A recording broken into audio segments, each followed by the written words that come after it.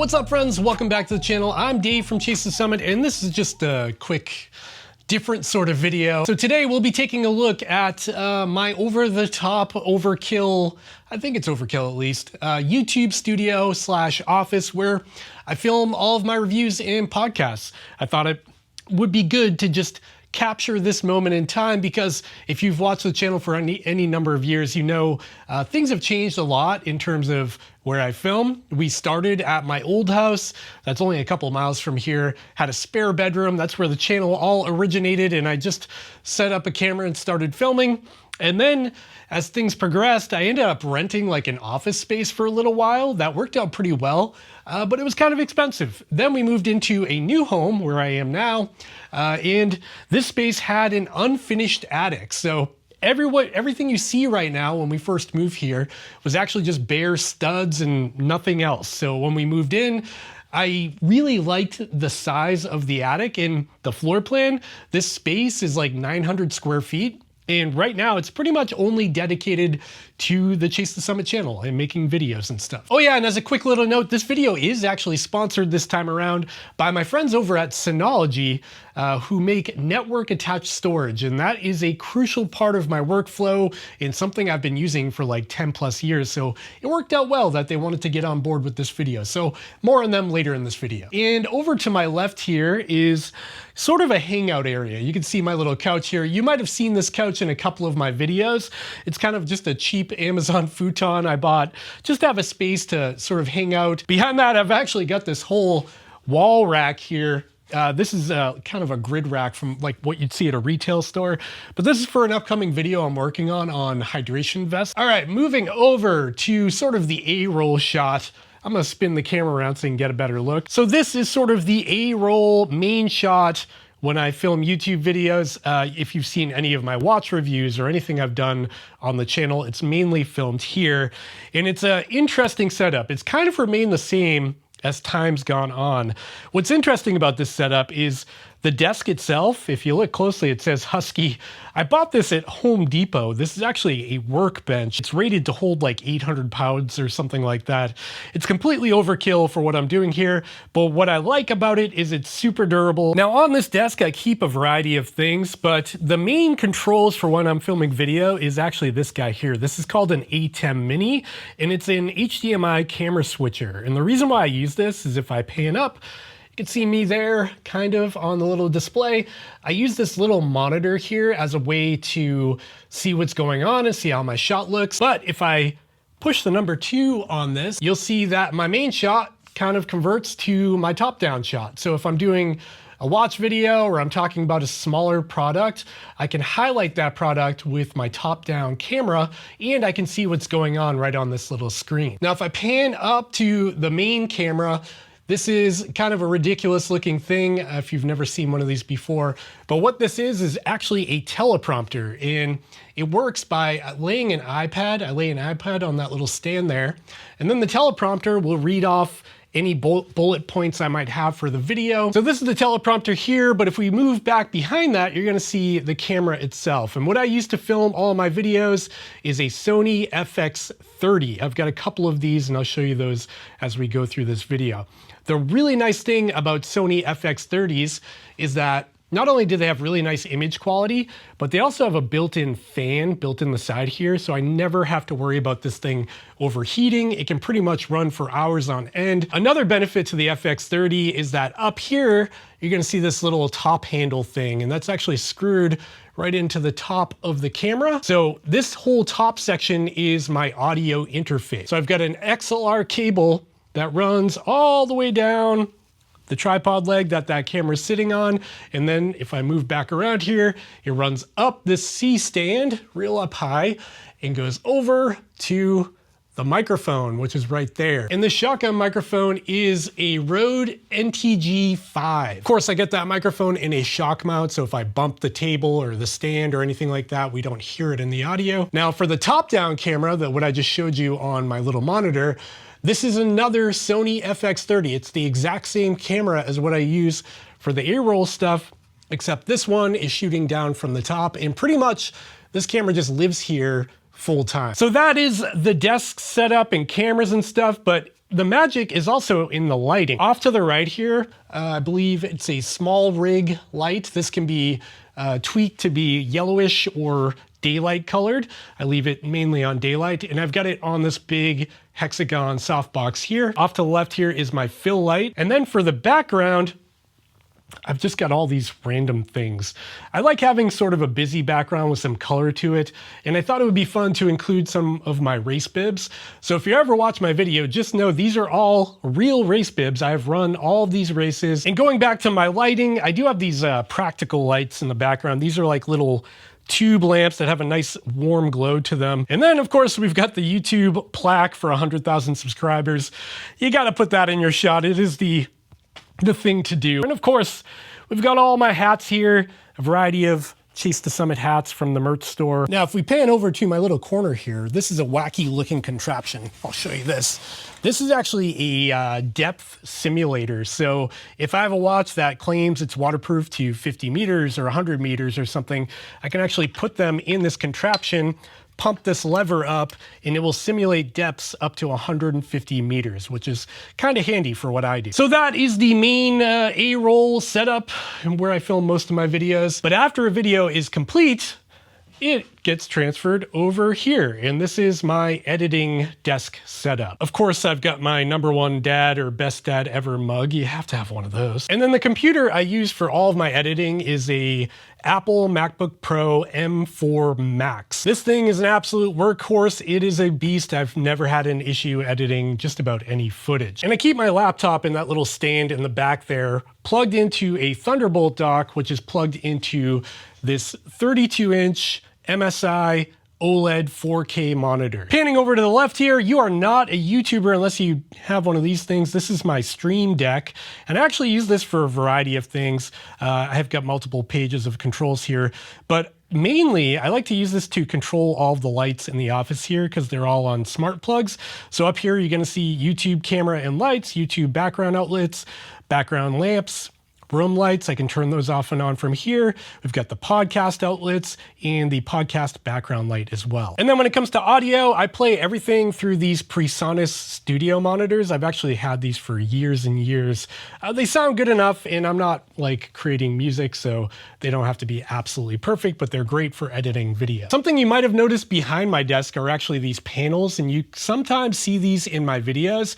These are actually homemade sound panels. Okay, so that's the editing desk. Let's pan over a little bit, and this is sort of the gear garage. This is where all of my camera equipment lives and a variety of things. I'll give you a little walkthrough. So top right here is going to be DSLR cameras or lenses. So I've got a bunch of lenses up here. I've got my Sony a7 IV here, which is what I use to take pictures for my thumbnails. We've got batteries for the DSLR cameras. I pretty much only use Sony cameras, and so I've got a whole bunch of Sony batteries back here. Panning over here, you're gonna see a whole bunch of action cameras, an absurd amount of action cameras. You're gonna see GoPro, we've got the Hero 13, the Hero 12, the Hero 11, the Hero 10, and so on and so forth.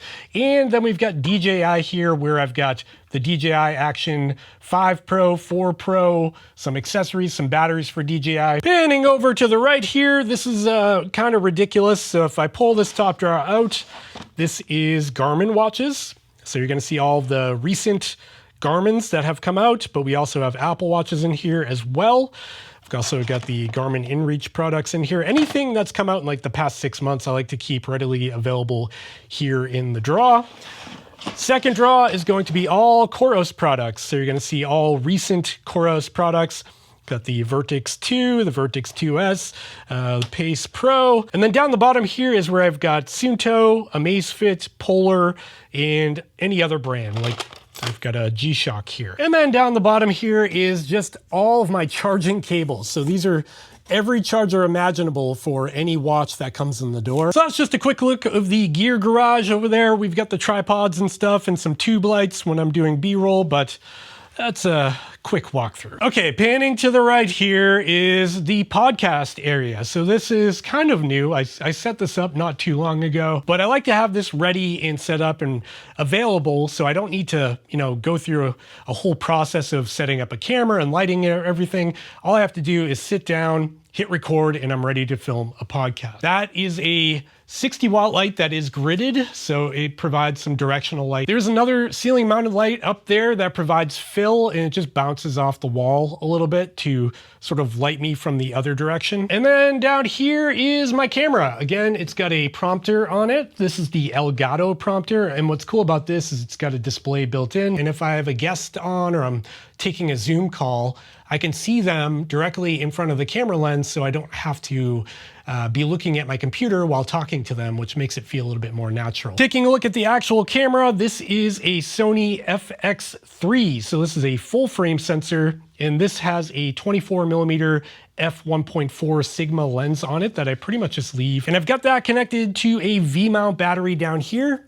This is a newer V-mount battery, and that's connected directly to the camera, so I never have to worry about battery life. Coming around to the front of my podcast desk here, if I sit down, you can see me up there. What I use for microphones for the podcast are these Shure SM7DBs here. I've got two of them, one over there, one over here. That one is for a guest if I randomly have somebody in. And these microphones and the camera all feed into this device here, which is called a Rodecaster Video.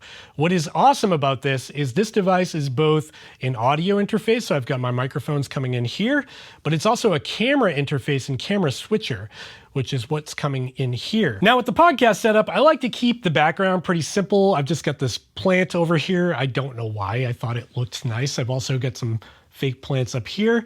And then the shelf is literally just empty boxes from watches. So that's just a quick walk around the YouTube studio itself, a quick tour, but there's more to it. And that brings us back to the editing desk, where I just want to show you how I handle my file management, because if you make YouTube videos, I've got I think 550 videos on the channel, and I like to save everything in case I need to go back for B-roll or for clips or something like that. Okay, so what you're looking at here is my computer, but more specifically my network attached storage. And this is like the backbone to my entire YouTube process. But if I jump into this folder, CTS videos, you're gonna see how I organize all of my projects. So I've got this need to finish folder, which is just a lot of stuff I need to clean up. But then I have all these years, all the way back to 2020, when the channel sort of started generating more videos at that time. But if I dive into 2025, you're gonna see all of my recent videos. We've got the Garmin Vivo Active 6, we've got the BIP 6 from Amazfit, we've got a little fun podcast I made with my daughter. But everything you're seeing here, all of these files, lots of them, mind you, are all located on a server that is far down and away from me in my basement. And it's all through 10 gig Ethernet, which is critical because 10 gig Ethernet is very fast. So as you can see, I've just loaded up a project file over the network from that attached storage in the basement. And as you can see, I can scrub through the timeline on this. This is 4K video, mind you. And there's no stuttering, there's no lag. I can hit play and it plays back in real time. There's no delay at all. This is over the network. This is not in my computer. And that's where the 10 gig Ethernet and the Synology products I use come in very handy. Let's go take a look at that now. Okay, welcome to my dark, dingy basement with terrible lighting. So other than having all of my kids' toys down here organized, we also have the backbone to the entire process of me making videos. And that is my server rack and Synology products. So the server rack consists of basically two different cabinets. There's the bottom one here, and then there's the top one. Let's take a look at the top one here. This is where sort of the heart of the operation is. Up top here is my Unify Dream Machine router. This is where the internet comes in. That runs into this network switch here, and this is the 10 gig Ethernet network switch. This allows me to transfer files to and from the network storage on the server really fast. And then we get into the server bits here. So there's two main components here. There's this unit here, which consists of 13 hard drives. But if we scroll down further to the second cabinet, you're gonna see the other part of the equation here, which is powered on. This is a Synology RS1221 Plus. This is a rack mountable network attached storage server. And in here, I've got 8 16 terabyte hard drives. And then on top of that, we have the expansion unit here, which is the RX 418 with another 4 16 terabyte hard drives, combined adding up to a lot of terabytes. Now keep in mind, I've got this set up in a way where one of each one of these is redundant. So if I have any disk failures in either the main unit or the expansion unit, I'll be able to recover from that failure by replacing the hard drive that fails without missing a beat with no downtime. And the reason why I have both the RS1221 Plus along with this add-on unit here, which is a totally separate server, is because this server backs up to this server on a daily basis. And I know what some of you might be thinking, if you're like an IT guy or a backup guy or a network guy or just a nerd like me, I should not have both of these in the same building. One of these should be offsite. So the goal eventually is to actually get a third unit or another server from Synology and locate that offsite at a friend's house or family house. It's a work in progress. We're getting there. We're not quite there yet. Now, there are a lot of benefits to using a Synology product like what I'm using here. They're just so easy to set up and use thanks to their operating system called DSM. You can view all of your files. You can install third-party apps. You can run all kinds of media servers and things like that. And that's sort of the secondary operation to the Synology units back here, because I host my kids' family photos and videos on this thing, and then they can play them back from any TV in the house. And we back up all of our computers over the network to these units. On top of that, both my wife and I and my kids have phones and tablets and stuff, and we can sync our photos from our phones and tablets back to the Synology server, so they're always backed up. And the Synology Photos app is really cool. Think of it as like kind of like having Google Cloud and Google Photos and Google Docs and everything, but it's your own cloud in your own house. Okay, back in the office for a second here, and I know what you might be thinking after that whole network storage elaborate tour. That is overkill, and it is. For most people, that is completely overkill. But you know what's not overkill, and that brings us to a good segue of the sponsor of this video, Synology. Yes, they do make those big units I just showed you, but they also make these little units, which are really useful. What I've got here is the Synology B Station, and this is the 4 terabyte model.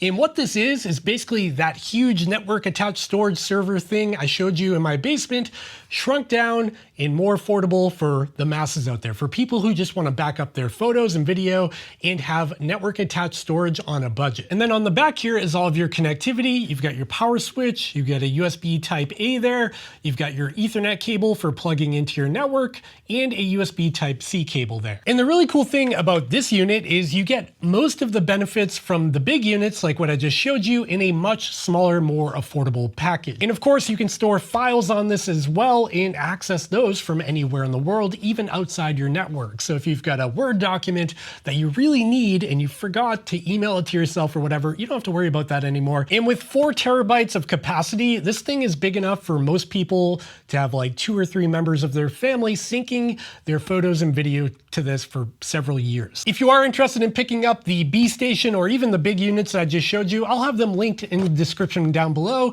And once again, thanks to Synology for sponsoring this video. All right, friends, that's sort of a wrap to this quick and dirty YouTube tour. This is the YouTube studio. I hope you found this entertaining or fun or somewhat useful if you're trying to get into making videos. Just keep in mind, if you do want to start a YouTube channel, you really don't need anything more than just a phone or a little camera like what I'm using here. Just get up and running, and then at a certain point, make little upgrades, and then eventually you may end up obsessed like me in a place like this, and I hope you don't, because it does get expensive. That is it for this one. Hopefully you found it fun, and if you did, please consider giving me the thumbs up, the subscribe button down below. Check out the links in the description down below where I'll have all of the products I just talked about linked, and yeah, I guess I'll see you next time. Bye. I get ready. Feeling too trippy, get it cracking like a levy. I'ma show them all how to party if they let me. Cue the countdown and release the confetti.